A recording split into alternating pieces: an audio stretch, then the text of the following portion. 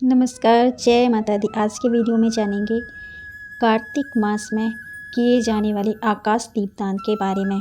ये आकाश दीपदान आपको कैसे पितृदोष से मुक्ति दिला सकता है, साथ ही आपके जो पितृ हैं उनको सद्गति प्राप्त कर सकता है, और कैसे ये भगवान नारायण को आपसे प्रसन्न करके आप पे धन और आप पे सौभाग्य में वृद्धि कर सकता है, आपके घर में धन समृद्धि सुख संपदा सब दे सकता है। तो आइए शुरू करते हैं कैसे हमको ये दीपदान करना है।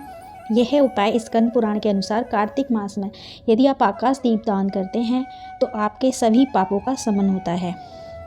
जो इस स्कंद पुराण में साफ लिखा गया है, जो मनुष्य कार्तिक मास में आकाश दीप दान करते हैं उसके जीवन में सभी प्रकार की समस्याओं का शमन होता है, और उसके जो पितृ हैं उनको तृप्ति मिलती है, और जो उसके जो मतलब भगवान की प्रसन्नता हेतु यदि आप आकाश दीपदान करते हैं तो आपको ये बहुत ही पुण्य फलदायी माना गया है। तो आप ये दीपदान कैसे करेंगे, चलिए शुरू करते हैं।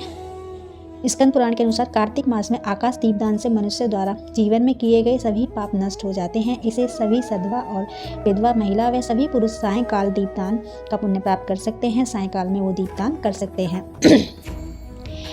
स्कंद पुराण में ब्रह्मा जी ने कहा कि जिन स्त्री पुरुषों ने जन्म से जितने पाप किए हैं वे सभी कार्तिक मास में दीपदान से नष्ट हो जाते हैं। देखिए, हमारा जो कर्म है, हमारा जो जीवन है, हमारे जीवन में जो अच्छे और बुरे जैसे भी हमारे साथ जो भी हमारे जीवन में ये समय जो बोलते हैं आता है, ये हमारे कर्मों के आधार पर ही आता है। हमारे जीवन में हमने पिछले जन्म में क्या कर्म किए हैं, हमारा पास्ट कर्म क्या है, और हमारा अब का जो हमने इस जीवन में क्या कर्म करे हैं, इसी के अनुसार हमें जीवन में भोगने के लिए मिलते हैं, चाहे वो सुख हो या दुख हो। तो यदि आप ये कार्तिक मास में ये दीपदान करते हैं तो आपके जो प्रारब्ध के जो बुरे कर्म हैं या पाप है उनका शमन होता है, और यदि आपने जाने अनजाने में इस जीवन में कोई ऐसे पाप अगर किए हैं तो उनका भी शमन होता है। तो देखिए, जब आपके पापों का शमन होगा तो निश्चय ही आपके पुण्यों का उदय होगा, और जब पुण्यों का उदय होगा तो आपके जीवन में सुख समृद्धि और जो भी आप अच्छी चीज़ें चाहते हैं वो अवश्य ही आपको प्राप्त होगी। तो चलिए, क्या करना है, कैसे करना है। स्नान आदि से आपको सायंकाल पवित्र होकर दीपदान करना है। कैसे करना है, आप ये दीपदान मिट्टी का भी ले सकते हैं, घी का भी ले सकते हैं, सरसों के तेल का भी ले सकते हैं, और तिल के तेल का भी ले सकते हैं। आप किसी धातु का भी ले सकते हैं। आपको क्या करना है, दीप को प्रज्वलित करके उसको अपने हाथ में रख के जो खुला आकाश है वहाँ पर आपको ये दीपदान करना है। इस दीपदान से करने के लिए आपके पापों का नाश होने के साथ ही भगवान विष्णु की आपको प्रसन्नता प्राप्त होती है। जो मनुष्य प्रातः स्नान करके विष्णु की पूजा करके तुलसी दल समर्पित करके सायंकाल या रात्रि में आकाश दीपदान देते हैं, उन पर भगवान विष्णु सहित माँ लक्ष्मी की कृपा बनी रहती है। तो दीपदान देते समय आपको जो मंत्र बोलना है वो बोलना है। मंत्र मैं आपको स्क्रीन पे भी लिख दूंगी, और आपको ये मंत्र डिस्क्रिप्शन में भी आप इससे ले सकते हैं, देखकर बोल सकते हैं। मंत्र बोलना है, दामोदराय विश्वाय विश्वरूप धराय च नमस्कृत्वा प्रदास्यामि व्योमदीप हरिप्रियम। मंत्र का उच्चारण करना। इस मंत्र का उच्चारण करते हुए आपको ये दीपदान करना है। मैं फिर से बोल देती हूँ, दामोदराय विश्वाय विश्वरूप धराय च नमस्कृत्वा प्रदास्यामि व्योमदीप हरिप्रियम। इस मंत्र का आपको उच्चारण करते हुए यह आपको दीपदान करना है।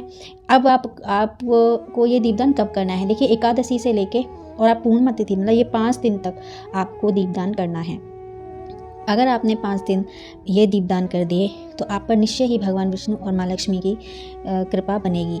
इसी के साथ आपको एक दूसरा दीप लेना है, और दूसरे दीप को ये मिट्टी का भी हो सकता है, मैं आपको पहले बता चुकी हूँ। धातु का भी, यदि आप धातु का दीप ले रहे हैं तो आप उसे दूसरे दिन धो के साफ करके भी यूज़ कर सकते हैं। मिट्टी का यदि आप दीप ले रहे हैं तो उसके साथ आपको ऐसा नहीं करना है। तो आपको क्या करना है, जो दूसरा दीप लेना है जिससे आपके पितरों की तृप्ति होती है। तो आपको यह दीप जो आप जलाएंगे 5 दिन, ये भी आपको 5 दिन ही आपको प्रज्वलित करना है। ये भी आपको आकाश को ही दान करना है, और इस दीप को आप जलाते समय इस मंत्र का आपको जाप करना है। नमः पितृभ्य प्रेतेभ्यो नमः, धर्माय विष्णवे नमो, यमाय रुद्राय कांतारपतये नमः। इस मंत्र का आपको जाप करते हुए ये पितरों के निमित्त आपको दीपदान करना है।